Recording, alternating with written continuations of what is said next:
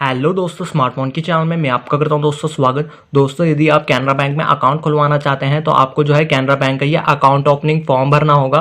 तो अभी की वीडियो में मैं आपको बताने वाला हूं कि इस अकाउंट ओपनिंग फॉर्म को आप कैसे भर सकते हैं। तो चलिए बिना देरी करते हुए वीडियो को शुरू करते हैं। जैसा कि आप यहाँ लिखा हुआ पढ़ सकते हैं, कैनरा बैंक, डेट, आप जिस दिन इस फॉर्म को बैंक में जमा कराएंगे उस दिन की डेट यहाँ आपको लिख देनी होगी। ब्रांच नेम, आप कैनरा बैंक के जिस ब्रांच में आप अकाउंट खुलवा रहे हैं उस ब्रांच का नेम यहाँ आपको लिख देना होगा। एप्लीकेशन टाइप में आपको न्यू पे टिक कर देना है। पर्सनल डिटेल, नेम, आपके नेम में जो फर्स्ट नेम आता है वो यहाँ आपको लिख देना होगा। आपके नेम में जो मिडिल नेम आता है तो वो यहाँ आपको लिखना होगा। आपके नेम में जो लास्ट नेम आता है वो यहाँ आपको लिख देना है। फिर आप नीचे आएंगे तो यहाँ आप लिखा हुआ पढ़ सकते हैं डेट ऑफ बर्थ। यहाँ जो है आपको अपनी डेट ऑफ बर्थ यहाँ लिख देनी है। जेंडर, यदि आप मेल है तो मेल पे टिक कीजिएगा, यदि आप फीमेल है तो फीमेल पे टिक कीजिएगा। मैरियल स्टेटस, यदि आप मैरिड है तो मैरिड टिक कीजिए, यदि आप अनमैरिड है तो अनमैरिड पे टिक कीजिए। नेम ऑफ फादर, यहाँ जो है आपको अपने फादर का नेम यहाँ आपको लिखना है। फिर आप नीचे आएंगे, यहाँ आप लिखा हुआ पढ़ सकते हैं इलिटरेट, यदि आप इलिटरेट हैं तो यस पे टिक कीजिए, आप इलिटरेट नहीं है तो नो पे टिक कीजिए। नेशनलिटी, यहाँ जो है आपको इंडियन पे टिक कर देना है। ऑक्यूपेशन टाइप, आप जिस ऑक्यूपेशन से आते हैं आपको उस ऑक्यूपेशन पे यहाँ टिक कर देना होगा। मंथली इनकम, आपकी जो भी मंथली इनकम है वो यहाँ आपको लिख देना है। रिलीजन, आप जिस रिलीजन से आते हैं आपको उस रिलीजन पे टिक कर देना है। कैटेगरी, आप जिस कैटेगरी से आते हैं आपको उस कैटेगरी पे यहाँ टिक कर देना होगा। पर्सनल विद डिसेबिलिटी, आपको कोई डिसेबिलिटी है तो यस पे टिक करना है और डिसेबिलिटी नहीं है तो नो पे टिक करना है। एजुकेशन क्वालिफिकेशन, आपकी जो एजुकेशन क्वालिफिकेशन हुई है आपको उस हिसाब से यहाँ टिक करना होगा। आपका जहां तक एजुकेशन हुई है उस हिसाब से यहाँ आपको टिक कर देना है। फिर आप नीचे आएंगे, यहाँ आप लिखा हुआ पढ़ सकते हैं place and city of birth, आपका जो सिटी ऑफ बर्थ है वो यहाँ आपको लिख देना है। सिटीजनशिप में यहाँ आपको इंडियन लिख देना है। Country of taxation in India only, यहाँ जो है आपको यस पे टिक कर देना है। पैन, यहाँ जो है आपको अपने पैन कार्ड का पैन नंबर यहाँ आपको लिख देना होगा। फिर आप नीचे आएंगे सेकंड कॉलम में, जैसे कि यहाँ लिखा पढ़ सकते हैं कॉन्टैक्ट डिटेल, आपको यहाँ कॉन्टैक्ट डिटेल भरनी होगी। मोबाइल नंबर, यहाँ जो है आपको अपना मोबाइल नंबर यहाँ आपको लिख देना है। आपको कोई दूसरा ऑल्टरनेट मोबाइल नंबर है तो वो भी यहाँ आप लिख सकते हैं। ईमेल आईडी, यदि आपकी कोई ईमेल आईडी है तो वो यहाँ आपको लिख देना होगा। फिर नीचे आएंगे तो यहाँ आप लिखा हुआ पढ़ सकते हैं proof of identity and address, please take appropriate the box, आपको प्रूफ ऑफ आइडेंटिटी का प्रूफ देने की जरूरत है, साथ में एड्रेस का भी प्रूफ देने की जरूरत है। आपके पास इनमें से जो भी डॉक्यूमेंट है आपको उस डॉक्यूमेंट पे यहाँ आपको टिक कर देना है। मान लीजिए आप जो भी डॉक्यूमेंट देंगे उस डॉक्यूमेंट का यहाँ आइडेंटिफिकेशन नंबर यहाँ आपको लिखना होगा। यदि आप आधार कार्ड दे रहे हैं तो यहाँ आपको आधार कार्ड पे टिक कर यहाँ जो है आधार कार्ड का आधार नंबर यहाँ आपको लिख देना है।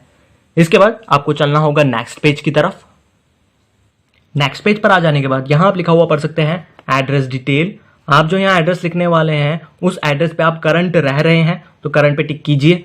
आप जो यहाँ आप एड्रेस लिखने वाले हैं उस एड्रेस पे आप रेजिडेंशियली रह रहे हैं तो आपको रेजिडेंशियल पे टिक कर देना है। फिर यहाँ जो है आपको अपना एड्रेस लिख देना है। एड्रेस लिख देने के बाद फिर आप नीचे आएंगे, यहाँ जो है आपको अपना सिटी लिख देना होगा। स्टेट, यहाँ जो है आपको अपना स्टेट यहाँ आपको लिख देना है। यहाँ जो है आपको अपना पिन कोड यहाँ आपको लिख देना होगा। आपने जो ऊपर एड्रेस लिखा है वही एड्रेस आप यहाँ लिखने वाले हैं तो आपको सेम एज करंट पे आपको टिक कर आपने जो ऊपर एड्रेस लिखा है वही एड्रेस आपको नीचे यहाँ लिख देना होगा। आप एड्रेस यहाँ लिख देने के बाद उसी तरीके से यहाँ आपको अपना सिटी लिख देना है। फिर आपको स्टेट यहाँ आपको लिख देना होगा और यहाँ जो है आपको पिन कोड यहाँ आपको लिख देना है। फिर आप नीचे आएंगे तो यहाँ आप लिखा हुआ पढ़ सकते हैं 7 कॉलम में डिक्लेरेशन, आपको इन डिक्लेरेशन को जरूर पढ़ लेना है। यहाँ आपको यस पे टिक कर देना है। यहाँ जो है आपको अपनी फोटो यहाँ लगा लेनी है। यहाँ आपको सिग्नेचर यहाँ आपको कर देना होगा। यहाँ आपको प्लेस यहाँ आपको लिख देना है। आप जिस दिन इस फॉर्म को बैंक में जमा कराएंगे उस दिन की डेट यहाँ आपको लिख देनी होगी। इसके बाद जब आप नीचे जाएंगे, ये 8वां column for use office use के लिए है। ये नीचे का पोर्शन जो है ये बैंक के अधिकारी भरेंगे, इसमें आपको कुछ भी नहीं करना है। इसके बाद आपको चलना होगा नेक्स्ट पेज की तरफ। नेक्स्ट पेज पर आ जाने के बाद यहाँ आप लिखा हुआ पढ़ सकते हैं फॉर ऑफिस यूज ओनली, ये जो ऊपर का पोर्शन है ये बैंक के अधिकारी भरेंगे, इसमें आपको कुछ भी नहीं भरना है। फिर आप नीचे आएंगे, फर्स्ट कॉलम में आप लिखा हुआ पढ़ सकते हैं टाइप ऑफ अकाउंट, यदि आप सेविंग अकाउंट खुलवा रहे हैं कैनरा बैंक में तो यहाँ आपको सेविंग बैंक अकाउंट पे आपको टिक कर देना है। फिर आप नीचे आएंगे, यहाँ आप लिखा हुआ पढ़ सकते हैं मोड ऑफ ऑपरेशन में आपको सेल्फ पे टिक कर देना है। फिर आप नीचे आएंगे तो यहाँ आप लिखा हुआ पढ़ सकते हैं थर्ड कॉलम में सर्विस रिक्वायर्ड, यहाँ मैं आपको एक बात बताना चाहूंगा, आपको जो कैनरा बैंक से सुविधाएं चाहिए आपको इस हिसाब से यहाँ टिक करना होगा। एटीएम कम डेबिट कार्ड, यदि आपको डेबिट कार्ड चाहिए तो यहाँ आपको यस पे टिक कर आप जो डेबिट कार्ड के ऊपर नाम चाहते हैं वो यहाँ आपको लिख देना होगा। यदि आप डेबिट कार्ड नहीं चाहते तो यहाँ आप नो पे टिक कर दीजिएगा। चेकबुक, यदि आपको चेकबुक की सुविधा चाहिए तो यहाँ आप यस पे टिक कीजिए, नहीं चाहिए तो नो पे टिक कीजिए। इंटरनेट बैंकिंग रिक्वायर्ड, यदि आपको इंटरनेट बैंकिंग की सुविधा चाहिए तो यस पे टिक कीजिए, नहीं चाहिए तो नो पे टिक कीजिए। एसएमएस अलर्ट, यदि आपको एसएमएस अलर्ट की सुविधा चाहिए तो यहाँ आप यस पे टिक कीजिए, नहीं चाहिए तो नो पे टिक कीजिए। फोन बैंकिंग सर्विस, यदि आपको फोन बैंकिंग सर्विस की सुविधा चाहिए तो यस पे टिक कीजिए, नहीं चाहिए तो नो पे टिक कीजिए। इसी तरीके से मोबाइल बैंकिंग की सुविधा चाहिए आपको तो येस पे टिक कीजिए, नहीं चाहिए तो नो पे टिक कीजिए। पासवर्ड को रिक्वायर्ड पे यहाँ आपको येस पे टिक कर देना है। फिर आप यहाँ फोर्थ कॉलम में लिखा हुआ पढ़ सकते हैं फिक्स डिपॉजिट, फिर पांचवें कॉलम में ऑटो स्वैप और छठे कॉलम में रिकरिंग डिपॉजिट आप लिखा हुआ पढ़ सकते हैं। आपको इन कॉलम्स में आपको कुछ भी नहीं करना है। इसके बाद आपको चलना होगा नेक्स्ट पेज की तरफ। नेक्स्ट पेज पर आ जाने के बाद यहाँ आप लिखा हुआ पढ़ सकते हैं nomination form DA1 nomination form, यानी कि यदि आपको कुछ हो जाए तो जो आपके अकाउंट में जो बैलेंस होगा वो किसे मिले। यहाँ जो है आपको अपना नेम यहाँ आपको लिख देना है। यहाँ आप लिखा हुआ पढ़ सकते हैं nominate the following person to whom in the event of my death the amount of this deposits particulars of which are given below may be return by the Canara bank. आप कैनरा बैंक की जिस ब्रांच में आप account खुलवा रहे हैं उस branch का नेम यहाँ आपको लिख देना है। आप जिसे नॉमिनी बना रहे हैं उसे आप पासबुक पे प्रिंट कराना चाहते हैं तो यहाँ आपको टिक कर देना है। फिर आप यहाँ लिखा पढ़ सकते हैं डिटेल ऑफ नॉमिनी, यहाँ जो है नॉमिनी का नेम यहाँ आपको लिखना होगा, यानी कि यदि आपको कुछ हो जाए तो जो आपके अकाउंट में जो बैलेंस है आप जिसका यहाँ आप नेम लिख रहे हैं वो उसको मिलेंगे यदि आपको कुछ हो जाता है तो यहाँ जो है नॉमिनी का नेम यहाँ आपको लिख देना है। नॉमिनी का मोबाइल नंबर क्या है वो यहाँ आपको लिख देना होगा। आप यहाँ जिसका नेम लिख रहे हैं उसका रिलेशनशिप आपके साथ क्या है वो यहाँ आपको लिखना है। नॉमिनी की एज क्या है वो यहाँ आपको लिख देनी होगी।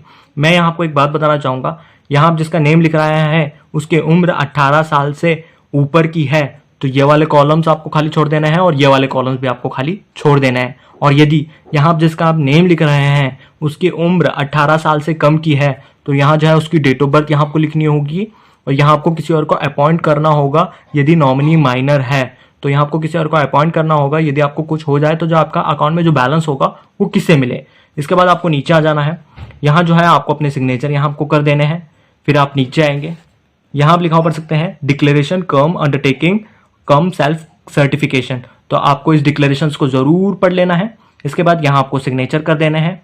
यहाँ आपको प्लेस लिख देना होगा, डेट आप जिस दिन इस फॉर्म को बैंक में जमा कराएंगे उस दिन की डेट यहाँ आपको लिख देनी होगी।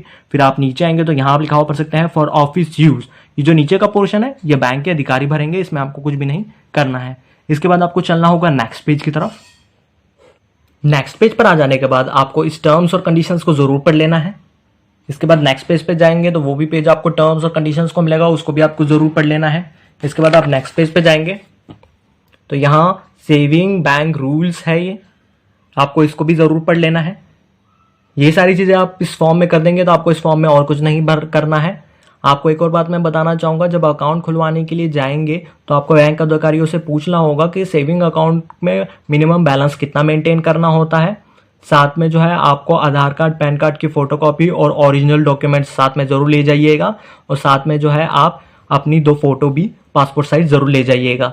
ये सारी चीज़ें आप कर देंगे तो आपका ईजिली अकाउंट खुल जाएगा, सेविंग अकाउंट जो है ईजिली खुल जाएगा। तो आशा है दोस्तों अभी की वीडियो में मैंने आपको जो भी जानकारी दी है वो आपको पसंद आई होगी। वीडियो आयो पसंद तो यार लाइक जरूर कर देना, दोस्तों के साथ शेयर कर देना इस वीडियो को। और अभी तक आपने सब्सक्राइब नहीं किया है स्मार्टफोन की चैनल को तो प्लीज सब्सक्राइब कर देना स्मार्टफोन की चैनल को, साथ ही घंटे को भी दबा देना आने वाली हर लेटेस्ट वीडियो की जानकारी के लिए। तो अभी की वीडियो में इतना ही। वीडियो देखने के लिए धन्यवाद।